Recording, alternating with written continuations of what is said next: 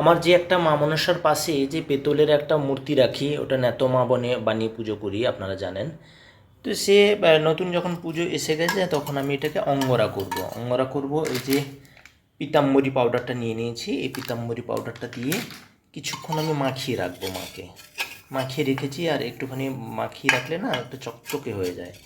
তারপরে এই যে অঙ্গরাটা আপনাদের আমি দেখাবো, এই অঙ্গরাটা আপনাদের খুব সুন্দর করে আমি দেখাবো। গতবারেও ভিডিও দিয়েছি, বোধহয় আমার ঠিক মনে নেই। তো এই পিতাম্বরী বা অনেকেই ব্রাশও ব্যবহার করে, আমি একটু পিতাম্বরী ব্যবহার করি। এটাকে দিয়ে ভালো করে সুন্দর করে মাখিয়ে ঘষে ঘষে রাখলে এই যে মায়ের চোখের যে কাজল বা ঠোঁটের যে লিপস্টিক বা এই যে চুল বা এই যে মুকুটে যেসব কালারগুলো ডিজাইনগুলো করি, তো সেগুলো সব কিছু আমি আপনাদের দেখাবো। তো মাখিয়ে রেখেছিলাম আগের থেকে মানে ভিডিও আগে শুরু করার আগেই মাখিয়ে রেখেছিলাম, কারণ আপনারা জানেন আমি এক হাতে ক্যামেরা করতে আমার ভীষণ অসুবিধা হয়। তো সেই জন্য আমি মোটামুটি করে অর্ধেকটা মাখিয়ে আপনাদের দেখালাম, আবার অঙ্গরা করার সময় আমি দেখাবো। তো পুরো হয়ে গেলে আমার সব ঠাকুরের এটা দেখাবো আপনাদের। অনেকটা পরিষ্কার হয়ে গেছে, কিছুটা পরিষ্কার হয়ে গেছে, দেখুন রং টংগুলো উঠে গেছে। এটাকে আরও ঘষে ঘষে ভালো করে একটুখানি ব্লেড বা কিছু দিয়ে চেঁচে ভালো করে পরিষ্কার করে আপনাদের আমি দেখাবো।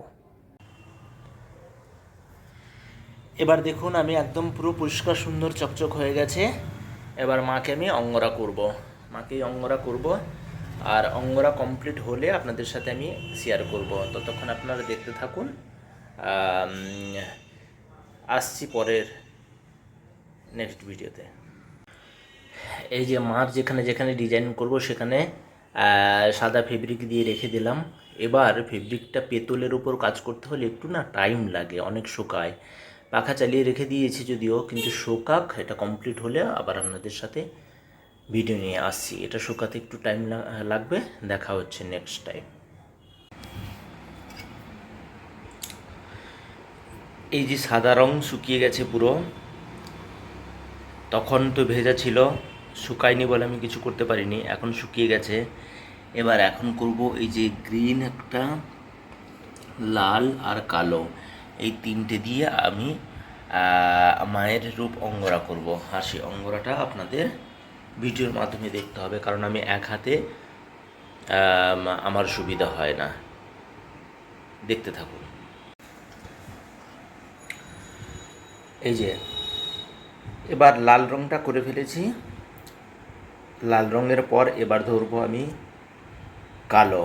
এই লাল রঙটা শুকানোর পরে কালো রঙটা করব। মায়ের কালো রং দিয়ে আমি চোখটা করে ফেলেছি। এবার চোখের পর আর চোখ আইব্রু হয়ে গেছে, আর ঠোঁটও হয়ে গেছে, লিপস্টিক হয়ে গেছে, মুকুটে কিছু কিছু অংশ রেড দিয়ে করেছি, আর বাকি এটা গ্রিন দিয়ে করব। এবার দেখুন বন্ধুরা, পুরো মূর্তিটা কমপ্লিট রং হয়ে গেছে আমার। কেমন লাগছে অবশ্যই কমেন্ট করে জানাবেন।